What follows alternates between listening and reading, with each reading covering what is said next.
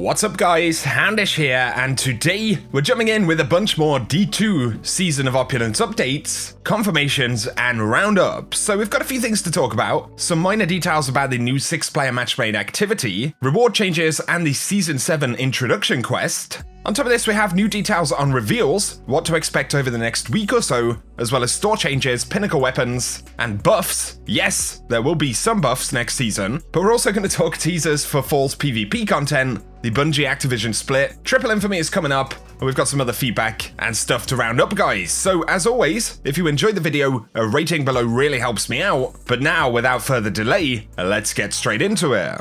So, Bungie have finally started rolling a few details out for the content that we'll see in Season of Opulence, and while we wait for more details about that, Cosmo did give us a little nugget of info, and that was following a request to have the new 6-player matchmade activity launch from orbit. So Cosmo said, can confirm, you can launch it from the director, and we'll share more soon. So that's something, I guess. It won't be like Forges where you need to kind of travel to the planet first, and then equally, it isn't going to be housed in a social space like an event mission or something like that. And on the subject of this content, Deej did say, I was thinking that the new 6-player matchmade activity in Opulence would satisfy your desire for greater community inclusion, and I guess that is in reference to the ability to actually matchmake for that number of players for the activity. So in terms of other stuff that we know about this, according to pretty reliable leaks, the codename for this new piece of content is actually Dragon Slayer, and it's a new game mode that blends puzzle solving with wave-based combat akin to Prison of Elders, and comparable to an escape room, so sounds kind of like a Niobe Lab style piece of content, but if it's for 6 players and we've got matchmaking, which is already confirmed, then it does seem unlikely that it will be overly complex. So while it may have the flavor of that kind of Niobe Lab style content, it probably won't be anywhere near as difficult mechanically, or maybe the puzzle element is something that can kind of be handled by less than 6 players. Of course, that would make life easier with matchmaking, so it definitely sounds different, and if it works, if we have dope rewards and good reasons to replay it, then it could be one of the more unique pieces of core annual pass content, and hopefully that's going to be the case, but we'll have to wait for more details from Bungie first. Now, Bungie spoke about a new Power Surge quest coming this season, as opposed to the kind of Power Surge bounties, and the quest will require completion in order to access the new raid. However, unlike some of the quests in Season of the Forge, once you've done it once, it will be unlocked for all of your characters. Somebody said, why does anyone who is 700 power have to do the Power Surge bounty in order to unlock the raid? And Deej said, it is the introduction to the new season. So it doesn't necessarily sound like the kind of basic process where you're simply completing a bounty to get power. This quest will be an introduction to Season 7. Somebody else asked, because they've said that we can get armor from these, so will it award a full set of 690 armor for all 3 characters if you have them? And Cosmo said, yes, once you do it once, you can pick up the armor on any character. So a good bit of confirmation about that, but do bear in mind this Surge quest does appear to be the actual start of the season and is probably required to access any of the new content. Bungie confirmed some stuff about the new store and the Eververse changes, but of course, as many of you guys pointed out, we can see what appears to be a new Syntheseps ornament that Bungie showed off in the TWAB, and it comes with a pretty neat Siva theme, but also we do see a one-eyed mask ornament, and what appears to be a pinnacle or legendary weapon ornament as well, and there was some feedback about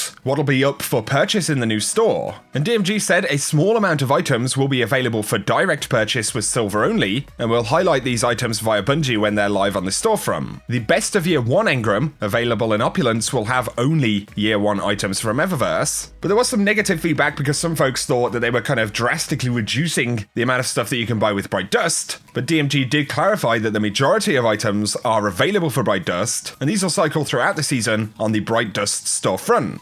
And on top of this, Cosmo confirms that there is an additional tab that we couldn't see in the Eververse UI, which will have more of the items available for Bright Dust. So just a bit of clarification about how some of those changes are going to go down. But in terms of when we can get more juicy details about Season of Opulence DLC, Cosmo said, I'll be writing the TWAB next week, and here are some topics you can expect. So a preview of pinnacle weapons, some sandbox buffs, which of course is something that a lot of folks wanted to hear about because we've heard about some nerfs that we'll get. But on top of this, more Season of Opulence info. Now somebody said, when are we getting a trailer? And Bungie said, before the season begins, trust. So we will definitely get a trailer, more likely a Vidoc. And if Season 6 is anything to go by, I believe next week on Thursday when they post the TWAB, or shortly before that, is when we should expect a Vidoc. And that's of course if it doesn't happen sooner. So yeah, as Cosmo says, we will get info on new buffs in the sandbox alongside the preview of pinnacle weapons. Interestingly, DMG did tweet, what is your favorite sniper scope in Destiny or Destiny 2? And of course, the response, Saw an awful lot of references to short gaze, but it's pretty curious that he made this tease right now while they're talking about new content, pinnacle weapons, and things like that. So there's a little bit of speculation. Could we maybe see a sniper as a pinnacle weapon in Season 7? Well, of course it's possible, but we are kind of speculating there. But in terms of other future content, just like the Eververse changes, Cosmo said when it comes to the nerfs last week, they tried to be transparent about them before they start to reveal other DLC stuff. But on the subject of a complaint about Crucible announcements, he did add that we plan on talking more about Crucible changes sometime this summer. And interestingly, DMG did tweet out and said happy birthday Trials of Osiris, because this last week kind of marked the anniversary of the first Trials. But importantly, he said, while Trials continues to be on hiatus, I'd love to share a few memories. It gives a few insights about the first kind of Trials cards and stuff that it was running. But of course, the important terminology right there is that he actually says, while Trials continues to be on hiatus. And at this point, considering the tension about the lack of trials in the game and other PvP issues, it's not so much a tease, but I would say it's a confirmation that Trials absolutely is still on hiatus as opposed to being cancelled. And so as far as members of Bungie are concerned, Trials is something that's going to come back at some point, right? It'd be pretty crazy to use that terminology if you knew full well that Trials was never going to be a thing again, right? So yeah, I reckon we could be looking at a return of Trials in some form in D2, but in terms of whether they reiterate on what that is and exactly how it'll play out, we will have to wait for more reveals. But as they've said, we'll get those throughout the summer. So those are some definite positives right there. And one final thing about Season 7, somebody asked, will the Last Hand ornament, and of course this is from the Cade's Exotic Stash, finally be available this season? Because it was supposed to become available at the start of this year. And DMG said yes, these will be available in Season of Opulence, so even if you didn't pre-order that, then they are going to become available starting sometime after June 4th. On top of this, Bungie confirmed that faction rally catalysts from Year 1 are going to be returning in Season 7, and as we know from the database, pretty much every exotic in Year 2 has been updated with a slot for a catalyst. So it looks like exotic catalysts are going to be back on the table probably throughout Season 7 and beyond. So there's a few roundups on Season 7 stuff, but of course before the end of this season, you may be working towards a few goals, and someone said, are you going to be doing a 3x Infamy event? And Bungie confirmed yes, so that actually starts next week. Triple Infamy available in Gambit and Prime throughout the entire week. So if you're finishing any stuff up over there, definitely bear it in mind. Now, a couple of final things. There is still feedback flying in about the exotic nerfs that were announced, and Cosmo has said once again that we're sending feedback on the changes to the team, and if there is any new information, they'll let us know as soon as possible. There was also some concern about difficulty in activities like Reckoning after the nerfs, and regardless of whether you kind of agree with the difficulty argument, DMG did say, as for feedback on Blackout, rewards and more, I'll make sure the team is aware for the post-sandbox tuning world. So essentially Bungie are saying they'll keep their eye on it. And this is outside of any buffs that we're going to see. I don't know whether they'll touch exotic weapons or whether it will be kind of wider sandbox tuning, but it would definitely be good to see some exotic buffs if possible. Either way, I'll have to keep you posted, and be sure to hit subscribe to keep up to date. Final couple of things right here. Of course, Bungie will no longer be working with Activision, and Season of Opulence does mark the final kind of piece of collaborative content between the studios involved in the Bungie Activision deal. However, now that that is coming to a close, Avensol shared this on Reddit, but we can see Bungie have updated their page on the Battle.net app, and it now says published by Bungie and developed by Bungie.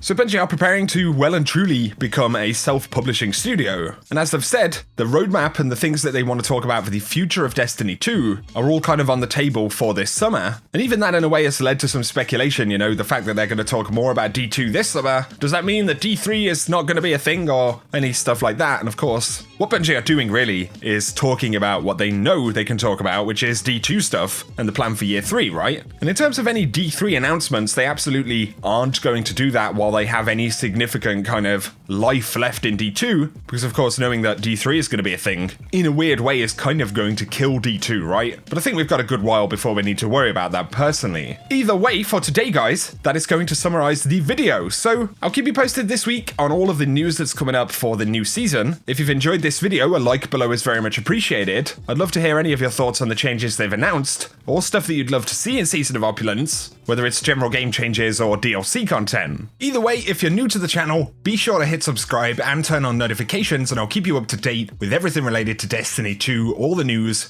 guides, and that good stuff. I also want to say a massive thanks to all of you guys for the support that you've shown recently on the channel. I know things have been a little bit rockier for Destiny over the past couple of months especially, and as always around here, just like when D2 launched, or any of the other not so great times in Destiny's history, we've kind of stuck with it, carried on giving feedback, and yeah, I really appreciate you guys contributing to a healthy, positive community that we have right here. And here's to hopefully plenty of awesome stuff to cover and talk about in the future. But guys, thank you once again, and whatever you get up to, I hope you have an awesome weekend.